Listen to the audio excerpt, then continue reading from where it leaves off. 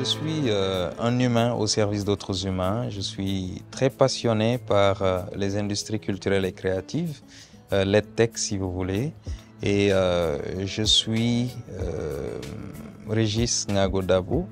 Je suis certifié executive coach en tout ce qui touche aussi l'humain, donc l'intelligence émotionnelle, la gestion des émotions et tout ce qui est motivation. Je suis le fondateur de cette start-up Netali.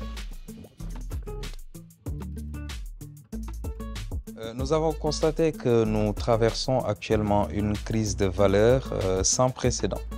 Donc nous sommes dans une période de crise des valeurs sans précédent et la jeunesse africaine, les enfants africains semblent être déracinés de leur propre culture et ce qui fait que nous n'avons pas un certain ancrage par rapport à nos valeurs et à nos cultures. Donc nous cherchons effectivement à sauvegarder ce patrimoine oral et immatériel africain à travers les contes, parce que les contes ont pour vocation l'éducation et nous essayons effectivement de reconnecter les enfants à la culture africaine. La cible, c'est des enfants de 0 à 14 ans parce que cette application vise à toucher cette cible. L'idée m'est venue quand j'étais à l'étranger, donc quand j'étais au Maroc, donc où j'ai passé pratiquement 15 ans, donc mes enfants sont nés là-bas. Donc c'était en 2019, c'était juste avant la période de la Covid. Hein. Donc j'avais l'habitude de conter des histoires aux enfants, donc tout ce qui est histoire venant de l'Occident. Et un jour, j'ai essayé l'histoire de Luc le Lièvre et Boukilienne, donc tiré du livre de Léopold Senghor et Abdoulaye Sadji. Donc, et quand j'ai fait cette expérience-là avec les enfants, ils étaient tellement captivés que le lendemain, ils étaient en train de jouer ce rôle-là. Donc, il faisait un jeu de rôle entre Luc le Lièvre et Boukilienne. Et à chaque fois que je viens pour raconter une histoire, donc il me disait toujours on veut des histoires de Luc le Lièvre et Boukilienne. Et moi, j'ai fait venir le livre de Abdoulaye Sadji et Léopold Senghor. Et comme ça, de fil en aiguille, il s'épanouissait avec ces histoires-là. Donc, je me suis dit, tiens, pourquoi pas que, par exemple, les personnes qui sont peut-être à l'étranger. Donc on constate que leurs enfants sont souvent sur les téléphones. Et ils sont connectés à d'autres cultures et à d'autres histoires. Donc aujourd'hui, pourquoi pas revenir à cette façon de faire, mais surtout revenir sur la manière de raconter l'histoire à l'oral, c'est-à-dire des contes audio. C'est ça aussi la particularité de Netali. C'est des contes audio qu'on raconte aux enfants. Donc l'idée m'est venue comme ça, j'ai pensé à une application et c'est simplement en 2024 là qu'on a commencé à travailler sur ça avec mes cofondateurs. Bon, on a d'abord designé l'application. Donc parce que moi j'avais l'idée assez claire dans ma tête, mais comme je ne suis pas développeur, je ne savais pas faire. Donc c'est pourquoi je salue mes cofondateurs de passage, Issa Ba et Ousmane Ba aussi, avec Tchaneka que je salue de passage. Donc ils sont les personnes qui sont derrière tous ces développements que vous voyez. Donc on a commencé d'abord par un premier prototype, la version 1, qui a été effectivement revu par Orange et Orange Startup Studio plutôt. Et là, ça nous a permis d'y voir plus clair et de pouvoir aller encore et encore en avant. Voilà, donc Orange Startup Studio nous a donné beaucoup d'opportunités. Donc quand je parle d'opportunités, c'est en termes de visibilité. Donc en termes de visibilité, parce que nous sommes lauréats Orange Startup Studio 2024. Donc ça nous a donné un coup de boost. Donc ça nous a permis d'être encore plus motivés. Et avec l'accompagnement qu'on a des coachs qui sont à Orange, une formation en gestion relations clients, un accompagnement sur tout ce qui est comment ça s'appelle, pitch deck, etc. Donc on a vraiment eu un accompagnement personnalisé par rapport à notre projet, même pour le design de l'application en UX, UI, etc. Donc on a eu vraiment un bel accompagnement.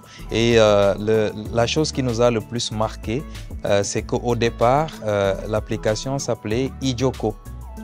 Maintenant, à force de réfléchir, de faire du brainstorming avec l'équipe de Orange Startup Studio, donc on a su trouver ce nom Netali qui est beaucoup plus accessible, qui parle plus aux gens et qui vraiment passe plus. Au-delà de ça, nous avons été accompagnés aussi par cette entité pour aller présenter notre projet au GITEX, donc GITEX Africa 2025 au Maroc. Nos ambitions à court terme, c'est de lancer l'application. Donc, certainement avant d'ici la fin de cette semaine, Inch'Allah. Donc, on va boucler la phase test au niveau de App Store et on pourra certainement lancer l'application et le démocratiser pour que les gens puissent faire les premiers tests au niveau de l'application. Donc, ça, c'est l'ambition à court terme. À moyen terme, effectivement, c'est de pouvoir se positionner avec cette application-là afin qu'elle soit une plateforme qui met en relation les conteurs qui sont passionnés de contes, qui écrivent, qui comptent les histoires et qui comptent les comptines aussi, les berceuses africaines si vous voulez, avec les nostalgiques des contes ou les enfants qui veulent vraiment découvrir toute la puissance, la profondeur de ces contes africains.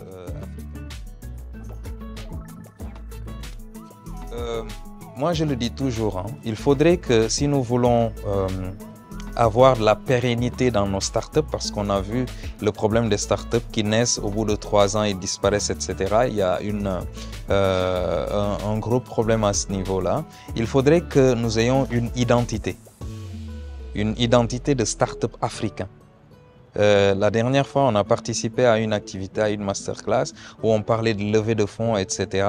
Mais il ne faudrait pas que dans ces levées de fonds-là, dans ces croissances, dans ces développements de start-up, que l'identité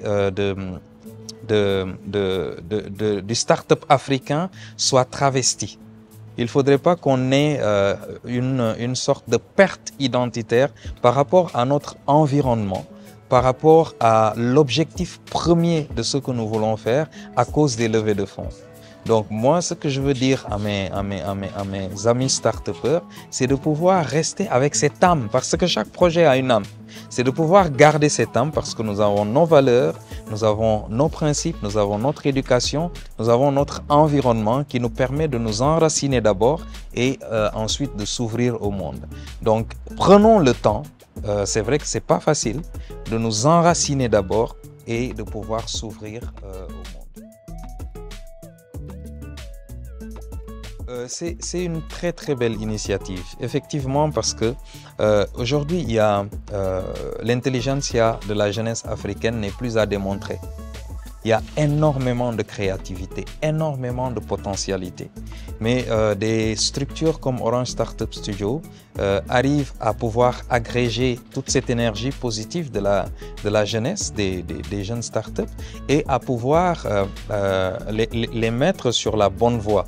Leur dire, OK, si vous allez dans cette direction, ça ne sera pas possible pour vous parce que vous allez faire fausse route à cause de l'expérience des personnes qui accompagnent les startups dans ce sens. Ils vous capacitent non seulement techniquement, et puis ils vous capacitent aussi financièrement, mais sans pour autant, même quand vous terminez la campagne, vous n'êtes pas laissé en rade. Orange Startup Studio vous suit toujours.